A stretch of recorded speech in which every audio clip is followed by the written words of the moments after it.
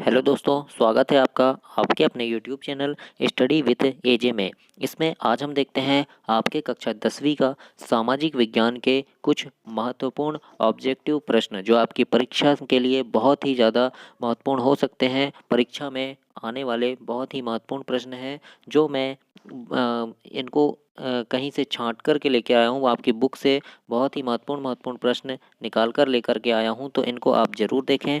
और ऐसे ही आपको सारे सब्जेक्ट की वीडियो मिलेगी, उसके लिए चैनल को सब्सक्राइब करें ताकि जब भी मैं वो वीडियो डालूं, जैसे ही वीडियो डालूं आप तक उसका नोटिफिकेशन पहुंच सके। बेल आइकन को प्रेस करना, वीडियो को लाइक करना, चैनल सब्सक्राइब करना और अपने दोस्तों तक भी इसे शेयर करना। तो आइए देखते हैं आपके सामाजिक विज्ञान में सबसे पहला ऑब्जेक्टिव जैसे दिया है यहाँ पे, फ्रांस की क्रांति का प्रमुख कारण क्या था। तो इसका सही आंसर होगा बच्चों क्या था, तो आप यहाँ पर देख भी सकते हैं। इसका सही आंसर है निरंकुश शासन। निरंकुश शासन इसका सही आंसर होगा। बी नंबर आपका सही आंसर है।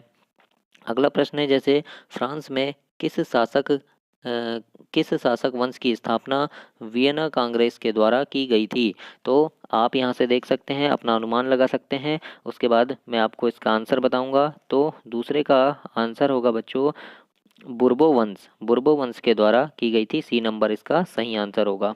इसके बाद देखते हैं अगला, नेपोलियन संहिता किस वर्ष लागू की गई थी। तो इसका सही आंसर क्या होगा, डी नंबर सन 1804 इसका सही आंसर है। नेपोलियन संहिता लागू की गई थी सन 1804 में। इसके बाद अगला प्रश्न देखते हैं हम, वियना सम्मेलन का अध्यक्ष कौन था। मतलब वियना सम्मेलन जो कांग्रेस का सम्मेलन था, इसका अध्यक्ष कौन था। तो इसका सही आंसर होगा मैटरनिक। डी नंबर आपका सही आंसर है। मैटरनिक जो थे इनके इसके अध्यक्ष थे। इसके बाद अगला प्रश्न देखते हैं, मैटरनिक व्यवस्था का उद्देश्य क्या था। मैटरनिक व्यवस्था का उद्देश्य क्या था। तो सी नंबर आएगा आपका, पुरातन व्यवस्था की पुनर्स्थापना करना इसका उद्देश्य था। अगला देखते हैं, मैटरनिक कौन था। तो मैटरनिक कौन था, तो इसका सही आंसर होगा बच्चों ए नंबर आपका, ऑस्ट्रिया का चांसलर था। ये कौन था, ऑस्ट्रिया का चांसलर था मैटरनिक। अगला प्रश्न है, किसने कहा था फ्रांस जब छींकता है तो बाकी यूरोप को सर्दी जुकाम हो जाता है ना। ये कथन है और ये किसने कहा था। तो याद रखना, मैटरनिक ने कहा था कि फ्रांस जब छींकता है तो बाकी यूरोप को सर्दी जुकाम हो जाता है। अगला प्रश्न है, नेपोलियन कोड में कुल कितने कोड थे। तो याद रखिएगा, नेपोलियन कोड में कुल 5 कोड थे। कितने कोड थे, बी नंबर आपका सही आंसर होगा, 5 कोड थे। अगला प्रश्न है, रोमानीवाद क्या है। तो रोमानीवाद क्या है, तो इसका सही आंसर होगा एक सांस्कृतिक आंदोलन है। बी नंबर इसका सही आंसर है। रोमानीवाद जो है ये एक सांस्कृतिक आंदोलन है। अगला प्रश्न है, इटली एवं जर्मनी वर्तमान में किस महादेश के अंतर्गत आते हैं। तो किस महाद्वीप में आएंगे ये, तो महाद्वीप या यूरोप महादेश के अंतर्गत ये आते हैं, इटली और जर्मनी। अगला प्रश्न है, मारियन किस देश के राष्ट्रवाद का प्रतीक था। तो याद रखना, ये मारियन जो था ये फ्रांस देश का के राष्ट्रवाद का प्रतीक था मारियन। ए नंबर आपका सही आंसर होगा इसमें, फ्रांस। अगला प्रश्न है, राष्ट्रवाद की अवधारणा का जन्म किस घटना से माना जाता है। तो राष्ट्रवाद की अवधारणा का जन्म किस घटना से माना जाएगा, तो पुनर्जागरण से माना जाता है। ए नंबर आपका पुनर्जागरण इसमें सही आंसर है। अगला प्रश्न है, वियना कांग्रेस कब हुआ था। तो वियना कांग्रेस का गठन कब हुआ था। तो याद रखिएगा, सन 1815 में वियना कांग्रेस का गठन हुआ था। ए नंबर आपका इसमें सही आंसर होगा।